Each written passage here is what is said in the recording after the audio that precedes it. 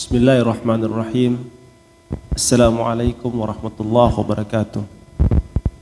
Innal hamdalillah nahmaduhu wa nasta'inuhu wa nastaghfiruhu wa na'udzu billahi min shururi anfusina wa min sayyiati a'malina. Wa may yahdihillahu fala mudhillalah wa may yudlilhu fala hadiyalah. Asyhadu an la ilaha illallah wahdahu la syarikalah wa asyhadu anna Muhammadan abduhu wa rasuluh. Amma ba'd. Bersyukur kita kepada Allah dengan mengucapkan alhamdulillahi rabbil alamin. Bersalawat kita kepada baginda Nabi Muhammad SAW dengan melafazkan Allahumma salli ala Sayyidina Muhammad wa ala alihi Sayyidina Muhammad. Semoga rahmatnya senantiasa tercurah kepada keluarganya, para sahabatnya, dan insyaallah percikan rahmatnya akan tetap tercurah kepada kita yang masih setia istiqomah menjalankan sunnah beliau hingga akhir zaman nanti. Amin. Brother Fillah, Besti Lovers dimanapun berada, perkenalkan saya Sofyan Akansi, Ketua Bikers Muslim Manado yang hari ini akan memandu bincang serius tapi santai bersama Ustadz yang kita singkat dengan Besti Lovers. Kali ini kita akan mengangkat tema tentang baik buruknya bersosial media. Namun sebelum kita masuk dalam tema, alangkah baiknya kita sapa dulu Ustadz yang alhamdulillah hari ini sudah bergabung bersama kita. Beliau sebagai Ketua The Volunteer Dompet Duafa Manado, kemudian beliau juga sebagai Dai Pemberdayaan dan Dompet Duafa. Assalamualaikum Ustadz Weli Ghani. Sehat Ustadz? Alhamdulillah. Besti Lovers dimanapun berada, seperti yang kita ketahui bersama bahwa di zaman sekarang sosial media menjadi salah satu wadah yang wajib. Hampir semua manusia sudah memiliki sosial media, dari kalangan anak-anak bahkan sampai orang tua. Nah, dari kacamata agama, bagaimana kita melihat fenomena ini? Karena di dalam bersosial media banyak sekali yang kita saksikan postingan-postingan yang sebenarnya tidak layak kita konsumsi, tapi sudah tersebar. Nah, dari agama sendiri melihat situasi ini seperti apa? Nah, untuk menjawab semuanya, mari kita sama-sama menyaksikan langsung tausiah yang akan disampaikan oleh Ustadz Weli Ghani. Kepada Ustadz, silakan. Bismillahirrahmanirrahim. Assalamualaikum warahmatullahi wabarakatuh. Innal hamdalillah nahmaduhu wa nasta'inuhu wa nastaghfiruhu wa na'udzu billahi min shururi anfusina. May yahdihillahu fala mudhillalah wa may yudlil fala hadiyalah. Asyhadu an la ilaha illallah wa asyhadu anna Muhammadan 'abduhu wa rasuluhu la nabiyya ba'da, amma ba'd. Teman-teman sekalian yang dirahmati oleh Allah Subhanahu wa taala, tentunya yang pertama yang harus kita ucapkan yaitu tanda syukur kita kepada Allah Subhanahu wa taala. Karena begitu banyak nikmat yang Allah berikan kepada kita, nikmat kesehatan, nikmat kekuatan, sehingga pada kesempatan kali ini kita masih dalam keadaan baik, dalam keadaan sehat. Begitu banyak orang yang tentunya di luar sana, ya, yang sibuk dengan dunianya sendiri tanpa memikirkan bagaimana umat ini ke depan. Ya. Salawat serta salam tak lupa kita hadiahkan kepada baginda Rasulullah Sallallahu Alaihi Wasallam, pada sahabatnya, keluarganya, dan moga-mogahan percikan rahmatnya ataupun curahan rahmatnya bisa sampai kepada kita selaku umat yang masih senantiasa mengikuti perintah-perintah beliau. Nah, hadirin sekalian yang dirahmati oleh Allah Subhanahu wa taala. Kita lihat ya, di beberapa waktu belakangan ini banyak sekali fenomena-fenomena yang membuat risau diri kita. Ya, termasuk ya kita lihat anak-anak kita, ya kerabat kita, sahabat kita, yang dimana diperbudak oleh media sosial. Nah, tadi host sudah menyebutkan tadi bahwa tema kita hari ini adalah baik buruknya bermedia sosial, ya, sosial media. Ada ya namanya Ghazul Fikr. Ghazul Fikr ini adalah perang pemikiran. Saya akan berbicara sedikit bagaimana bahayanya bermedia sosial, dan sebentar akan berbicara bagaimana juga bagusnya bermedia sosial. Nah, Ghazul Fikr ini adalah perang pemikiran. Ya. Dulu kita dijajah, ya, dijajah dengan senjata, ya. Namun setelah beriringnya waktu, kita lihat mulai dari anak-anak, ya, orang tua, ya, itu kita lihat bersama banyak yang salah menggunakan media sosial ini. Nah, ada yang namanya westernisasi. Westernisasi itu mengambil budaya-budaya barat yang kemudian kita asumsi, yang kemudian kita pakai dalam kehidupan sehari-hari, termasuk anak-anak kita yang sekarang. Saya ya seorang pendidik, saya guru di salah satu sekolah. Saya melihat banyak sekali fenomena-fenomena yang terjadi pada anak-anak kita, termasuk ya mereka sudah tidak ada rasa malu lagi untuk melakukan hal-hal tersebut. Ya, joget, ya sudah menjadi kebiasaan di kalangan anak-anak kita, yang kemudian itu diadopsi sampai mereka dewasa. Sehingga apa? Ya, anak-anak kita rusak gitu. Ya, anak-anak kita rusak, akhlaknya rusak. Ya. Padahal mereka tidak tahu, ya, tidak tahu bahwasanya itu bisa menyebabkan mereka, ya, bisa menjadi orang yang buruk akhlaknya.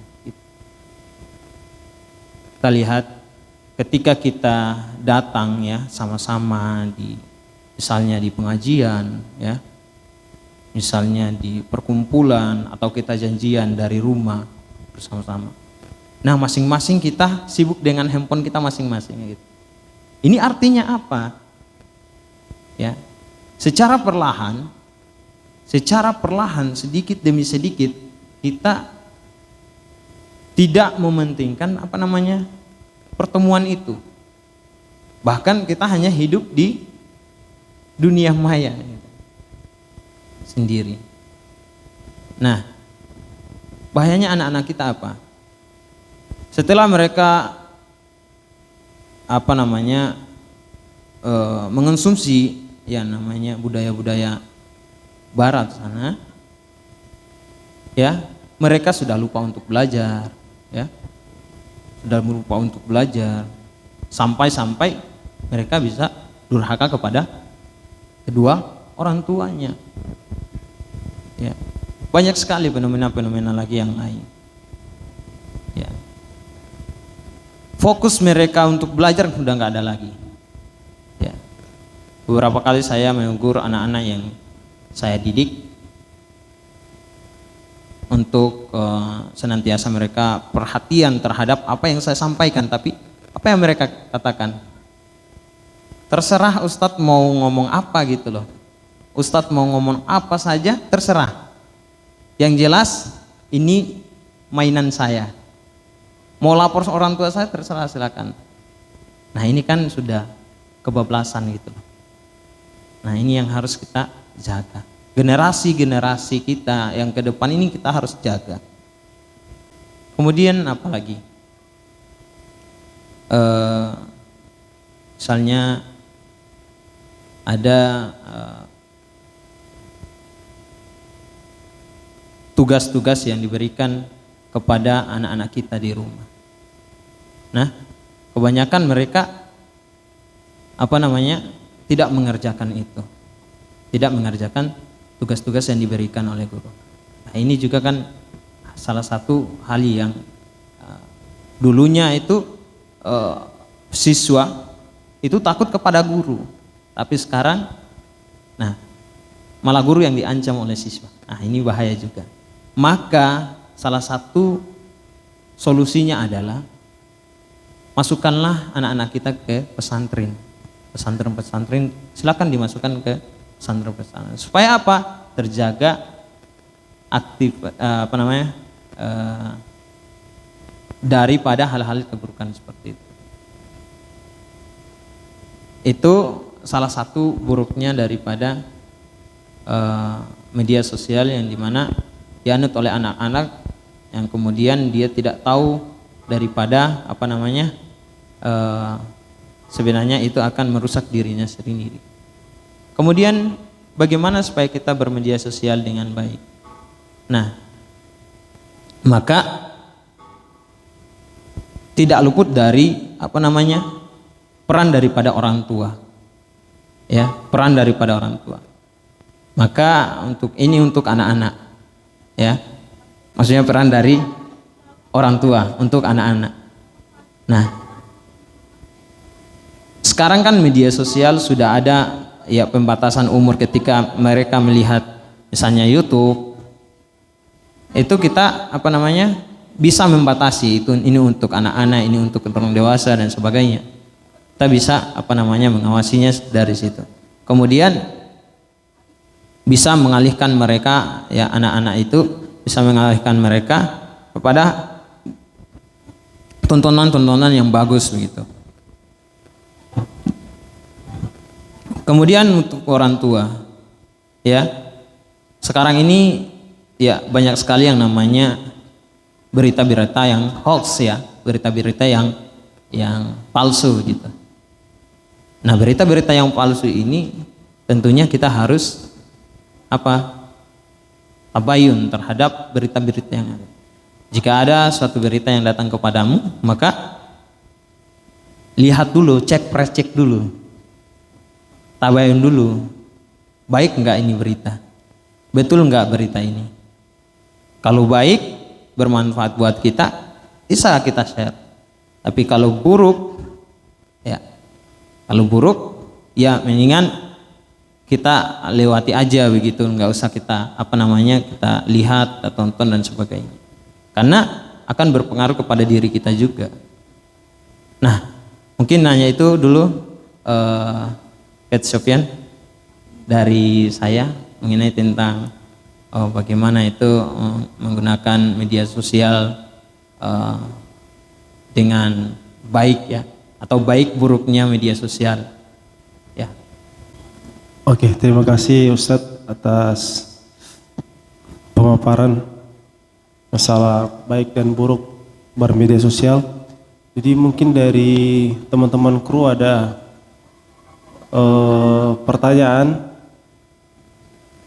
Kalau tidak ada, saya coba bertanya ini Ustadz. Oke, bismillahirrahmanirrahim. Jadi ini kan Ustadz ada, ini sebagai orang tua Ustadz, ya. Terkadang kita kalau mau bujuk anak, kalau anak nangis begitu kan pakai HP, ya. Nah apalagi anak zaman sekarang itu sama dengan cepat sekali mengerti masalah Android. Umur 4 tahun aja sudah bisa utak-atik Android. Nah sekarang banyak orang tua sekarang karena cari gampang, bujuk anak nangis itu langsung kasih HP. Nah, jadi ketika anak salah mempergunakan HP, apakah itu faktor dari orang tua atau bagaimana, Ustaz? Kalau misalnya itu faktor dari orang tua, nah apakah ada dari metode-metode dari agama Islam sendiri atau pelajaran-pelajaran agama Islam cara mendidik anak yang baik? Baik, ada suatu riwayat yang dimana